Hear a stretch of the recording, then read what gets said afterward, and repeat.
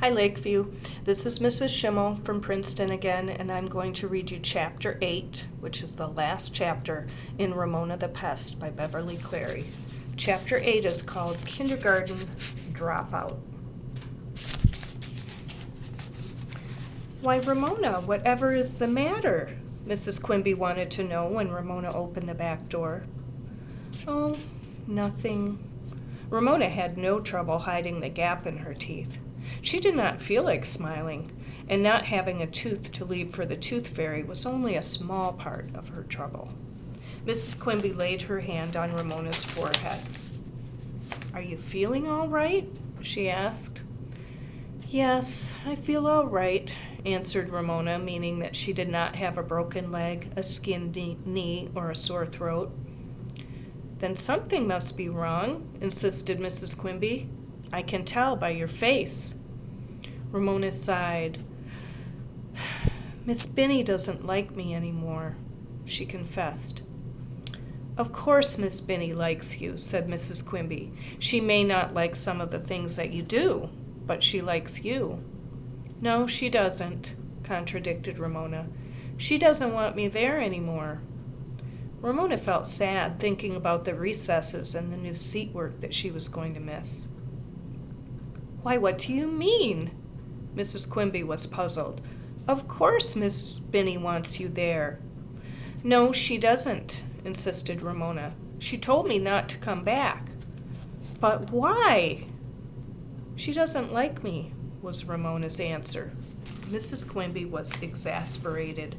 Then something must have happened. "There is only one thing to do, and that is to go to the school and find out. Eat your lunch and we'll go to school before afternoon kindergarten starts and see what this is all about." After Ramona had picked at her sandwich a while, Mrs. Quimby said briskly, "Put on your sweater, Ramona, and come along." "No," said Ramona, "I'm not going." "Oh, yes, you are, young lady," said her mother, and took her daughter by the hand.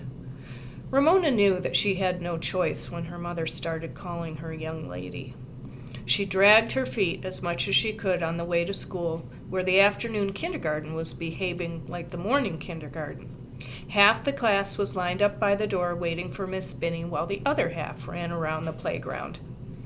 Ramona stared at the ground because she did not want anyone to see her, and when Miss Binny arrived, Mrs. Quimby asked to talk to her for a moment. Ramona did not look up. Her mother led her to the bench beside the kindergarten door. "You sit there and don't budge while I have a little talk with Miss Binny," she told Ramona. Ramona sat on the bench, swinging her feet, thinking about her tooth in Miss Binny's drawer and wondering what her teacher and her mother were saying about her. Finally, she could stand the suspense no longer.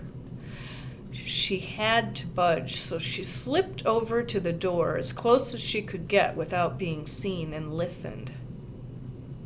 The afternoon kindergarten and the workmen across the street were making so much noise, she could only catch a few phrases such as bright and imaginative, ability to get along with her peer group, and negative desire for attention. Ramona felt awed and frightened to be discussed in such strange big words, which must mean Miss Binny thought she was very bad indeed. She scuttled back to the bench when at last she heard her mother walk to the door. "What did she say?" Ramona's curiosity was almost more than she could endure. Mrs. Quimby looked stern. "She said she will be glad to have you back when you are ready to come back." "Then I'm not going back," announced Ramona. She would never go to kindergarten at all if her teacher did not like her. Never. "Oh, yes, you are," said Mrs. Quimby wearily. Ramona knew better. Thus began a difficult time in the Quimby household. "But Ramona, you have to go to kindergarten," protested Beezus when she came home from school that afternoon. "Everybody goes to kindergarten." "I don't," said Ramona. "I used to, but I don't now." When Mr. Quimby came home from work, Mrs. Quimby took him aside and talked quietly to him.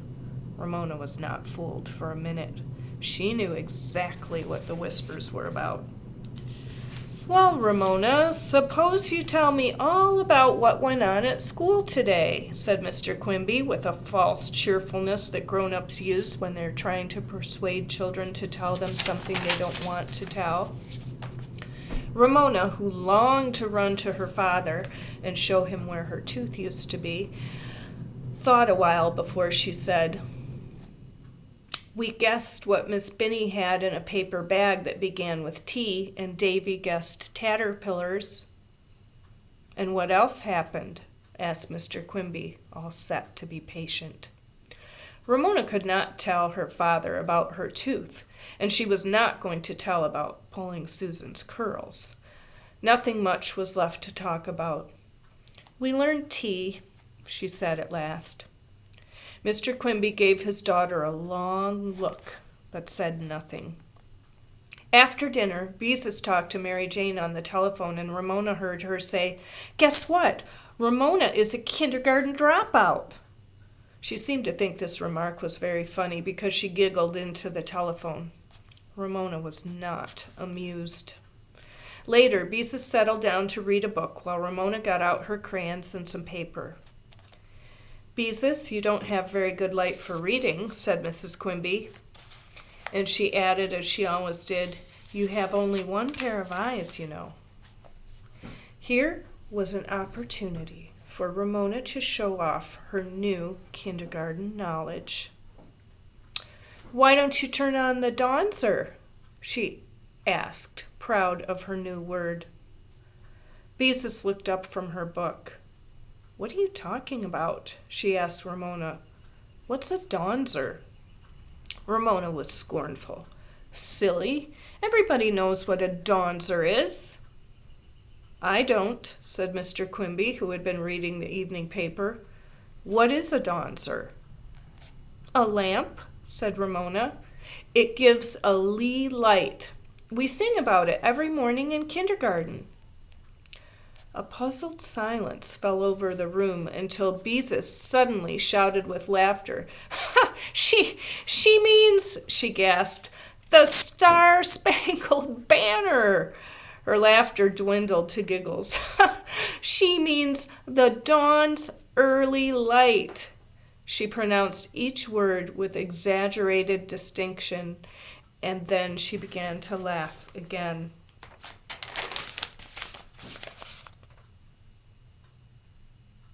Ramona looked at her mother and father, who had the straight mouths and laughing eyes of grown-ups who were trying not to laugh out loud. Beezus was right, and she was wrong. She was nothing but a girl who used to go to kindergarten and who got everything wrong and made everyone laugh. She was a stupid little sister, a dumb, stupid little sister who did not do anything right. Suddenly, everything that had happened that day was too much for Ramona. She glared at her sister, made a big crisscross motion in the air, and said, "Cross out Beezus!" Then she threw her crayon on the floor, stamped her feet, burst into tears, and ran to the room she shared with her sister. "Ramona Quimby," said her father sternly, and Ramona knew that she was about to be ordered back to pick up her crayons. Well, her father could order all he wanted to. She was not going to pick up her crayons. Nobody could make her pick up her crayons. Nobody. Not her father, nor her mother. Not even the principal. Not even God.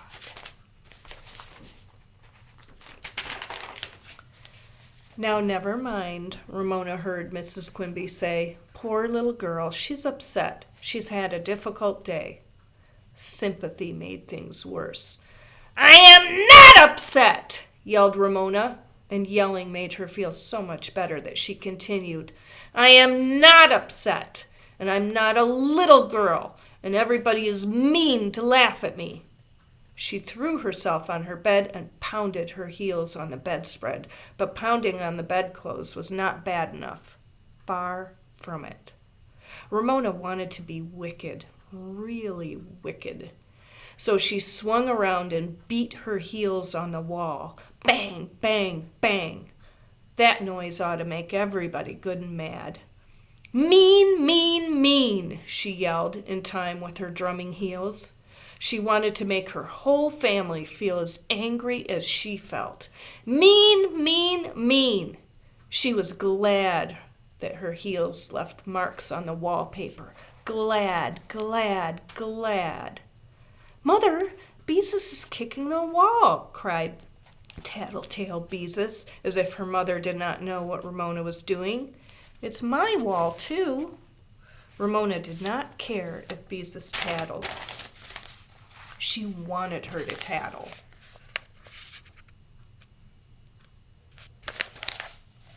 Ramona wanted the whole world to know she was so bad she kicked the wall and left heel marks on the wallpaper.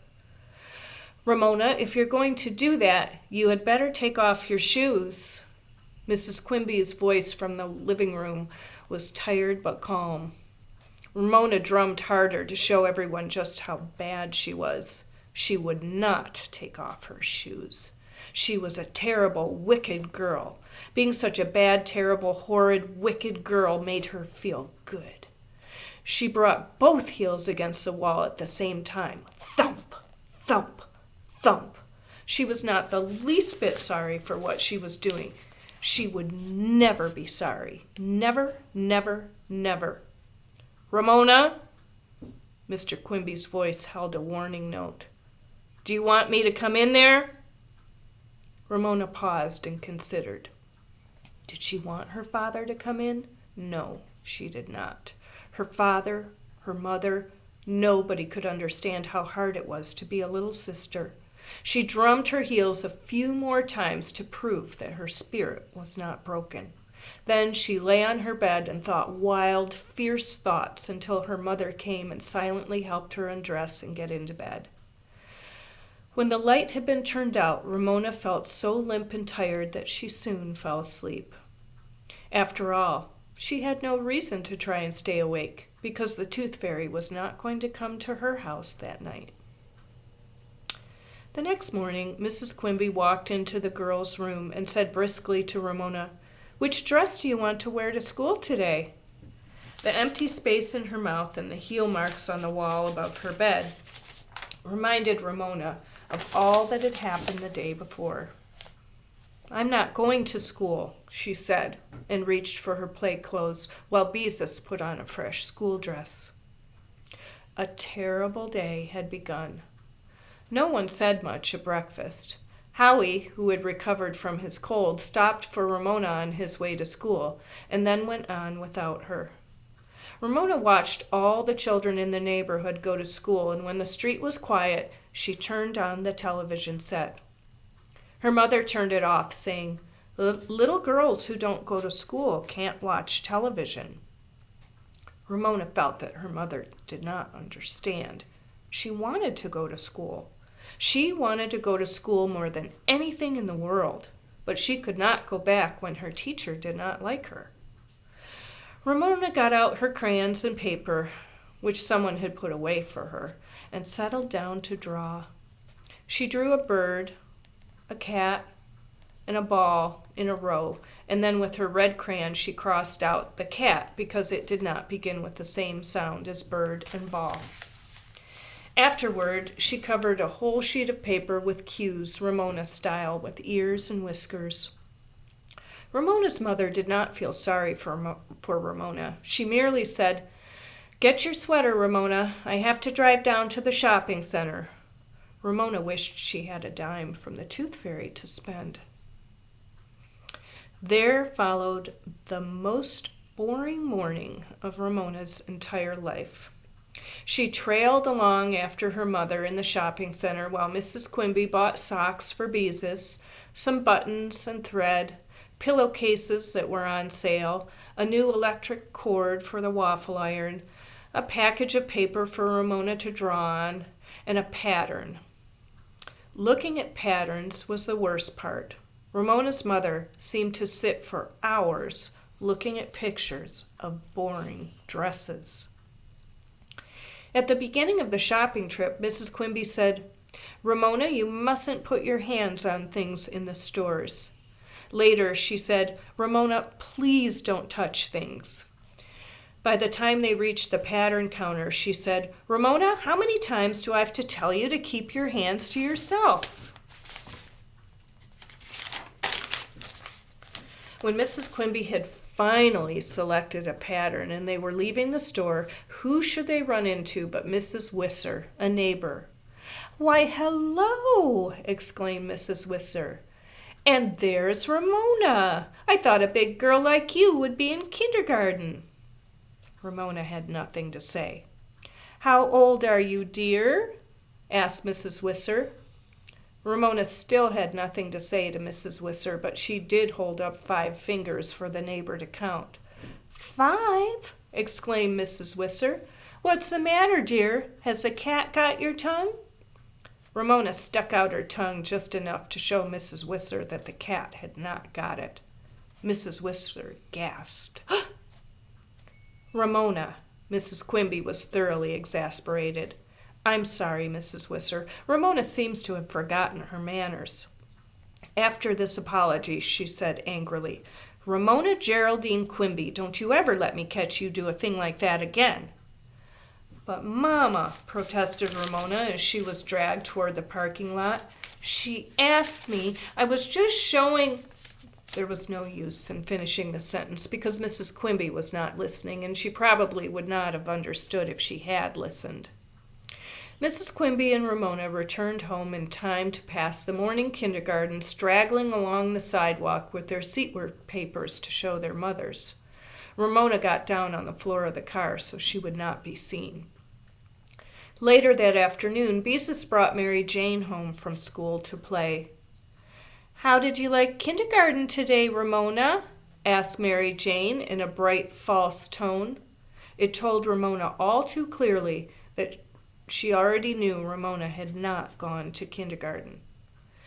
"Why don't you shut up?" said Ramona. "I'll bet Henry Huggins isn't going to want to marry a girl who hasn't even finished kindergarten," said Mary Jane. "Oh, don't tease her," said Beezus, who might laugh at her sister herself, but was quick to protect her from others. Ramona went outside and rode her 2-wheeled lopsided tricycle up and down the sidewalk for a while before she sadly removed Miss Binny's red ribbon, which she had woven through the spokes of the front wheel. On the second morning, Mrs. Quimby took a dress out of Ramona's closet without a word. Ramona spoke. "I'm not going to school," she said. "Ramona, aren't you ever going back to kindergarten?" Mrs. Quimby asked wearily. "Yes," said Ramona. Mrs. Quimby smiled. "Good, let's make it today." Ramona reached for her play clothes. "No, I'm going to stay away until Miss Binny forgets all about me, and then when I go back, she'll think I'm somebody else." Mrs. Quimby sighed and shook her head. "Ramona, Miss Binny is not going to forget you." "Yes, she will," insisted Ramona. "She will if I stay away long enough." Some older children on the way to school shouted, "Dropout!" as they passed the Quimby's house. The day was a long, long one for Ramona. She drew some more seat work for herself, and afterward there was nothing to do but wander around the house, poking her tongue in the hole where her tooth was, while she kept her lips tight shut. That evening her father said, "I miss my little girl's smiles." Ramona managed a tight-lipped smile that did not show the gap in her teeth. Later, she heard her father saying something to her mother about, "This nonsense has gone on long enough." And her mother answered with something about, "Ramona has to make up her own mind that she wants to behave herself." Ramona despaired. Nobody understood. She wanted to behave herself. Except when banging her heels on the bedroom wall, she always wanted to behave herself. Why couldn't people understand how she felt? She had only touched Susan's hair in the first place because it was so beautiful, and the last time, well, Susan had been so bossy, she deserved to have her hair pulled. Ramona soon discovered the other children in the neighborhood were fascinated by her predicament. "How come you get to stay out of school?" they asked. "Miss Binny doesn't want me," Ramona answered. Did you have fun in kindergarten today?" Mary Jane asked each day, pretending she did not know Ramona had stayed home. Ramona, who was not fooled for an instant, disdained to answer. Henry Huggins was the one, quite unintentionally, who really frightened Ramona. One afternoon, when she was pedaling her lopsided two-wheeled tricycle up and down the front of her house, Henry came riding down the street delivering the Journal. He paused with one foot on the curb in front of the Quimby's house while he rolled a paper. "Hi," said Henry. "That's quite a trike you're riding." "This isn't a trike," said Ramona with dignity. "This is my two-wheeler." Henry grinned and threw the paper onto the Quimby's front steps. "How come the truant officer doesn't make you go back to school?" he asked. "What's a truant officer?" asked Ramona. "A man who gets after kids who don't go to school," was Henry's careless answer as he pedaled on down the street. A truant officer, Ramona decided, must be something like a dog catcher who sometimes came to Glenwood School when there were too many dogs on the playground. He tried to lasso the dogs, and once, when he did manage to catch an elderly, overweight basset hound, he shut the dog in the back of his truck and drove away with it. Ramona did not want any truant officer to catch her and drive away with her. So she put her lopsided two-wheeled tricycle into the garage and went into the house and stayed there, looking out from behind the curtains at the other children and poking her tongue into the space where her tooth used to be. "Ramona, why do you keep making such faces?" asked Mrs. Quimby, in that tired voice that she had used for the last day or so. Ramona took her tongue out of the space. "I'm not making faces," she said. Pretty soon, her grown-up tooth would come in without the tooth fairy paying a visit, and no one would ever know she had lost a tooth. She wondered what Miss Binny had done with her tooth. Thrown it away, most likely. The next morning, Ramona continued to draw rows of 3 pictures, circle 2, and cross out 1. But the morning was long and lonely. Ramona was so lonely, she even considered going back to kindergarten. But then she thought about Miss Binny, who did not like her anymore and would not be glad to see her. She decided she would have to wait much, much longer for Miss Binny to forget her. "When do you think Miss Binny will forget me?" Ramona asked her mother. Mrs. Quimby kissed the top of Ramona's head. "I doubt if she will ever forget you," she said. "Not ever, as long as she lives." The situation was hopeless. That noon, Ramona was not at all hungry when she sat down to soup, a sandwich, and some carrot sticks. She bit into a carrot stick, but somehow chewing it took a long time. She stopped chewing altogether when she heard the doorbell chime. Her heart began to thump. Maybe the truant officer was finally coming to get her and carry her off in the back of his truck. Maybe she should run and hide. "Why, Howie," Ramona heard her mother say. Feeling that she had had a close call, Ramona went on chewing away at the carrot stick. She was safe. It was only Howie.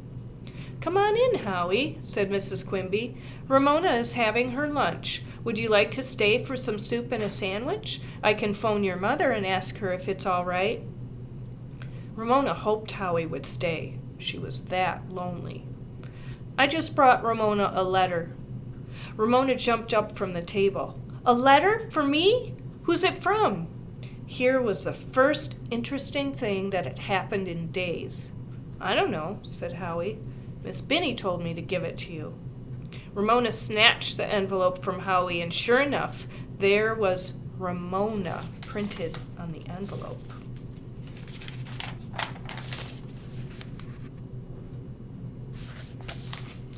"Let me read it to you," said Mrs. Quimby. "It's my letter," said Ramona, and tore open the envelope. When she pulled out the letter, two things caught her eye at once. Her tooth, scotch taped to the top of the paper, and the first line, which Ramona could read because she knew all the letters, and it began, "Dear Ramona Q," was followed by two lines of printing, which Ramona was not able to read. "Mama!" cried Ramona, filled with joy. Miss Binny had not thrown away her tooth, and Miss Binny had drawn ears and whiskers on her Q. The teacher liked the way Ramona made Q, so she must like Ramona too. There was hope after all. "Why, Ramona," Mrs. Quimby was astonished. "You've lost a tooth. When did that happen?" "At school," said Ramona, "and here it is." She waved the letter at her mother, and then she studied it carefully because she wanted so much to be able to read Miss Binny's words herself. It says, "Dear Ramona Q, here is your tooth. I hope the tooth fairy brings you $1. I miss you and want you to come back to kindergarten. Love and kisses, Miss Binny." Mrs. Quimby smiled and held out her hand. "Why don't you let me read the letter?" Ramona handed over the letter. Maybe the words did not say exactly what she had pretended to read, but she was sure they must mean the same. "Dear Ramona Q," began Mrs. Quimby, and she remarked, "Why, she makes her Q the same way you do." "Go on, Mama," urged Ramona, eager to hear what the letter really said.